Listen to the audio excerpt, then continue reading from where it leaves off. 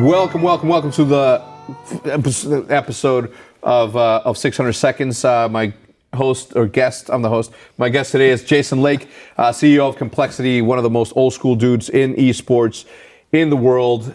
How are you today, man? Thank you for joining me. I am old for sure. I'm doing fantastic. All right, man. Very grateful and honored to be here, man. We're about to hit it, man. Now this is a I ask you questions. You don't have to rush the answers. All right. Take as long as you want. If one question leads to 600 seconds, I'm okay with that. All right. Stupidest thing you've spent your money on lately?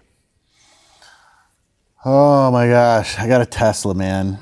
That's not dumb at all. I always promised myself I would never go over $100,000 on a car ding because I did it once in my life, and I was like, man, that's such a waste of money.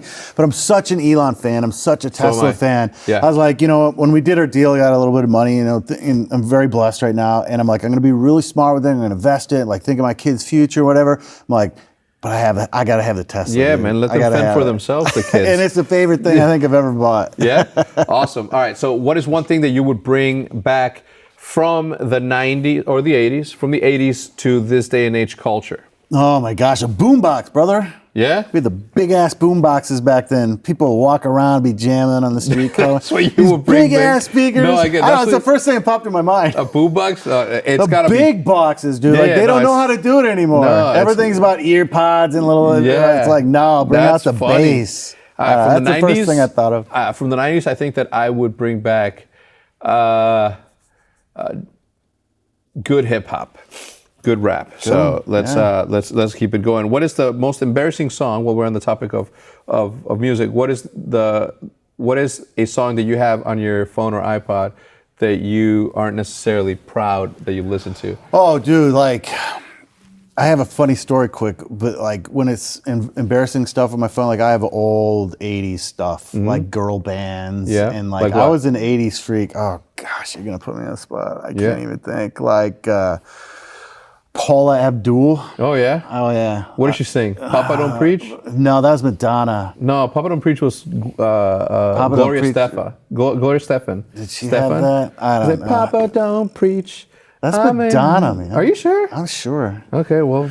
But anyway, talking about the music, you get older, you jam out your whole life. And I was in the car driving my daughter and a couple friends back from the movies the other night, and she's like running the radio, and every song comes on is like, guys, that girl in the hallway. I'm like, nope. Yeah. Da. And then she even got Posty's song on, I'm popping pillies and hoes. Yeah. I'm like, listen. Yeah, and they're all singing all the lyrics. I'm like, I'm not going to have a bunch of 14, 15-year-olds screaming about banging chicks in the hall in my car. Like, I got to be a responsible adult. Yeah. I'm like, we're switching this up. So I go to the 80s channel, and Dust in the Wind starts playing. So I crank it up, and I'm singing at the top of my lungs. Yeah. All we are is dust. And all our friends are looking at me like, your dad is like, cool. Got something wrong with him. He's the coolest, your dad. I had to turn it on him, so. Yeah. Oh man, what is the worst habit that you're most ashamed of? And don't say you're tight, because I like it. I used to smoke, man. Did you? Yeah, dude, and it was so hard for me to quit. I quit, I guess, like 5 years ago by using vape. I tried everything to quit for years and years, and that was just such a stupid, expensive, nasty habit. Yeah. I never smoked a cigarette in my life, man. It's good, don't. Yeah. Now I still like cigars, though. Yeah, now the pine trees, your boy got down, all right, what is the most foolish thing you have ever done for love? Oh, man. When I lived in Spain for a while, and I met an American girl who was going to the University of Oregon, and I was going to Iowa State in Iowa. And so we came back from Spain. She was in Oregon, and I was in Iowa. And like one Thursday, I was just missing her so much. I drove 3 hours, like at 2 a.m, to get to the airport in Sioux Falls, South Dakota, and just waited to hop on a flight. Yeah. And I had like 2 connections. I didn't even tell her I was coming. Yeah. I just like showed up, got a hotel room, and called her and said, "Hey, I'm in town." She's like, "What if I was like out of town or on vacation or something?" And I was just so into that girl. Boyfriend? I like just got up one day and just left and went to Oregon because I missed her. That was pretty stupid in hindsight, but it was fun. All right. Who is... Now, this one, a lot of people pass. Do not feel bad about it. Did my wife answer this question? Who her celebrity crush was? She didn't have an answer for it. She said she doesn't have one. Ah, very smart. Yeah, I mean, I've had a lot over the years. Don't say anyone current. Say something from when you were. Here's a better question. When you were in high school, who was your celebrity crush? Oh man, you remember that show Married with Children? Yes, Peggy. No, not Peggy. Kelly. Yeah, Kelly. I always thought. I don't know her name. She was Same. Applegate. Christina Applegate. Yeah. I had a crush on her back in the day. Who was that one girl who took the famous picture lying on her stomach when she was Jessica Alba? Back when Jessica Alba was brand new in the scene, she had like some spy show on TV or something. Angel was the name of the show. Yeah, I was like, oh my gosh, that girl. But I don't know. I don't watch a lot of TV or movies these days, so I really. Jessica Alba was on TV when you were in high school? No. That was the Married with Children one, dude. No, Alba. Gosh, I was probably 30 when that show was in out. high school. Let me see. Well, in the '90s, who was hot in the '90s? Sofia Vergara. Oh no. What's her name? She was Frida Kahlo, and she was also in From Dusk Till Dawn. Her name is this Mexican girl. What's her name? Anyway, it doesn't matter. So I'll go with Sofia Vergara. So that's a good question because for people like us who are old, like that's 20 years ago. Yeah. And like where are they now? Sofia Vergara still looks the same, by the way. I was thinking about Salma Hayek, by the way. That's who it was. Oh yeah. Do you have an embarrassing nickname? No, like people call me Jake, Jay Lake, just shorten it to Jake. I don't really have an embarrassing nickname that people at least say to my face. Yeah. I'm sure they got a few for me around the office when I'm not there. What is the worst fall you have ever taken, and what were you doing? Oh my gosh.